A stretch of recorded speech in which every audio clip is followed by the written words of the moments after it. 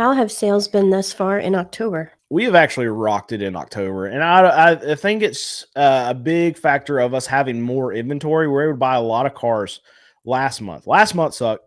Month before that sucked. Month before that sucked.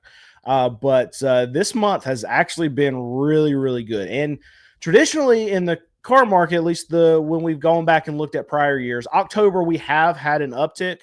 I don't know what it is. I never understand. I ask this question every year, I ask it to everyone, and no one can ever give me an answer that seems to make sense to me. And it seems like from a bunch of the car dealers, I'm getting completely different answers. So if someone could ever explain to me why sales uptick in October, I would love to know someone that actually knows. But I haven't found that person. I've been doing it for 14 years. Seems like it's been a big trend that spring selling season, tax refund season, always kill it. It's always great. And then we get another mini bump in October. Luckily, this year we actually had some cars for it. If you've watched this channel for a while, then you know about a month and a half ago we were down almost no cars, and then last month we bought a ton of cars. Now we've sold through a lot of them. We're our lot's getting pretty skinny again right now. It might not be long for us to put out a video showing an almost empty lot. But we got to figure out how to buy some more cars. And the problem that we've run into is not necessarily selling the cars right now. As long as we have prices that are good enough, now we lower our prices. That probably has something else to do with it. Been more aggressive with our pricing. The selling has not been the problem. The finding cars, buying the cars. I looked at an auction run list last night of an auction that I was going to go to this morning. They run about 2,500 cars. They had 2,500 cars on their run list. I did my filters to get it down to like under a $5,000 MMR, which is just the auction value of what the auction thinks it'll go for, and like mileage that I know I can't touch with my $5,000 and under range. And it dropped it down to like 230 cars that I could look through. I got through all those cars. I pulled out about 15 cars that I thought I wanted to look at. And then after looking at all the pictures, a lot of them were wrecked, looking at some of the issues, check engine lights and stuff that were on, and if stuff that I didn't want to deal with, I got it down to 3 cars. And this auction's about an hour away. So it's not worth it for me to go and then maybe at best case scenario, buy one of those 3 cars, because I mean I still got other people that I have to bid on these cars against. The best case scenario, I think I would have walked away with 1 car. It's an hour away. It's not worth it. I got other stuff to do. So that's what's becoming a big issue for us here in the car market. Because you got to think, car prices on the new side, the MSRPs they're still going up. We have tariffs that have entered the system that have pushed these manufacturers to take off a lot of their incentives. So you're not getting a lot of discounts here from these franchise dealers. Franchise dealers aren't selling very many cars right now because prices are so high.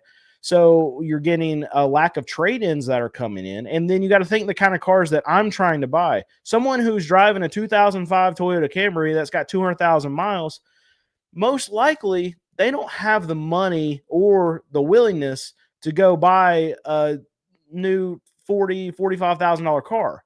So they're not trading in their car. They're just going to keep driving their car.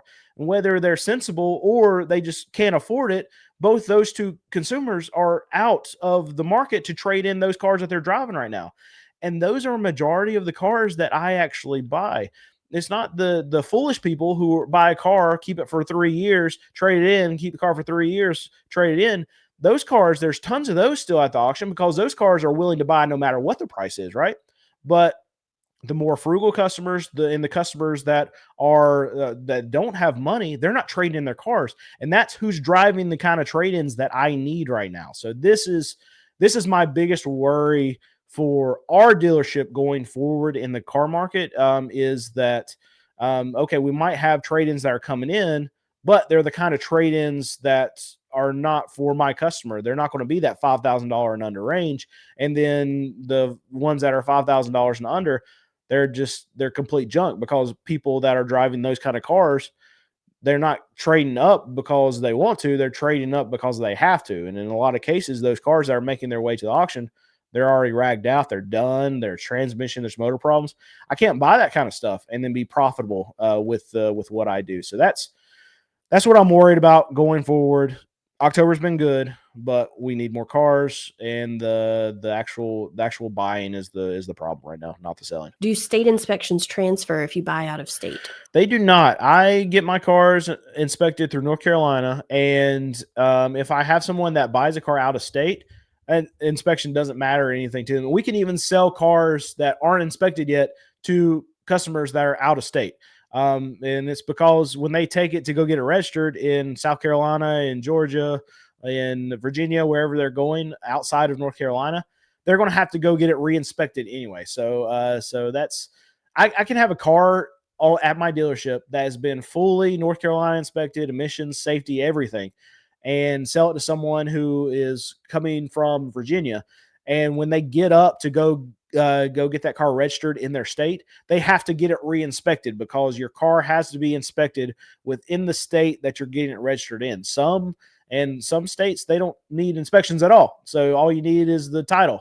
And it seems like, I think South Carolina is one of them, where if you want to buy and sell a car in South Carolina, I think you need a note card and a pencil. That's it. Like, so you don't need any of the stuff that we have to do here in North Carolina. Every state's going to be different. So the answer to that question, the easy answer is no, none of these inspections transfer to any other state other than the one that you're dealing with for your registration. Do you update your website daily? I don't, but my team does. Yeah. So whenever we change prices, yeah, they'll do that. So we have a bunch of cars that are getting cleaned up tomorrow, I believe, and they'll all be on the website the following day. So they're very good about that. This is something that's very important to me, and something that I've talked to them a lot about, is that the faster we can get cars in front of people, the better. So that's one of their top priorities. And the way that most people buy cars now is on the internet. So if you're going to look for that 2005 Toyota Camry, that's $3,500. What are you going to do? You're going to type it into Google, you're going to type it into Car Gurus, and you're going to do your filters, and it's going to filter down to, okay, there's one car in a 50-mile radius that fits my criteria, because there's only one cheap car dealer that's in the whole country, and that's Brandon. So you're going to have that car pop up in your face, and as long as I continuously have new cars popping up on those websites, and we can continuously have these new customers. And the other thing that it kind of creates for us, as long as we stay in our cheaper than all the other car dealers range, is we can actually build up new consumers that are referrals and repeat buyers. We have a lot of those that come into our doors year after year after year, buying cars for themselves, family members, whatever. And a lot of them they have our website saved, and they'll check. They know we post all our cars on Thursday because we get them cleaned on Wednesday, and we've done this for a very long time. So they know that every Thursday, if they're looking for a car, they just pop up the website and they can see a new batch of 15, 16 cars every single week, and be able to know what we have, if we have a good deal. And a lot of them know we sell cars very quickly, so they'll jump on it if they do actually see a car that they think is a good deal. And just to be fair for those looking at the website, technically sometimes it's Friday. It kind of depends on the workload and how busy they are, and if Tara's there. So, yep. Do you think income tax season this year will be a better or worse season than last year? I think it's actually going to be better. Now, a lot of people are saying, okay, well, this year's different. People are going to spend money on groceries. They got debt that they got to pay. People say it's every year, and it's always great every year. The thing that I think could be better this year, from what I hear, I don't know the tax laws or anything, but from what I'm reading, is that people who get tips are actually going to have all these tax breaks on their tips, or not. The tips aren't taxable income, or so something like that. I don't know the actual answer to this, and this is setting up for a horrible video as I'm talking about it, because I just don't know. But I know that there's supposed to be more money going to lower income families on the next go around of the tax checks, and those are the consumers that we serve. That means more money in their pockets, means more money for them to buy cars, and that's what they do with their money. They come and buy cars, and that's what I think is going to happen. But I don't know. But either way, we're going to have a good tax season, because we just always do. And this year, I do not believe it's going to be any different than any other year. Unless it's just better. Yeah, and maybe Mike knows better than I do. And I mean, from all the research I've done, I would anticipate that Mike knows more than me, Yep. and I don't even know Mike. Yep. But the only premium overtime can't be taxed. There you go. I'm gonna buy cars and then I'm gonna sell them. That's what's gonna happen.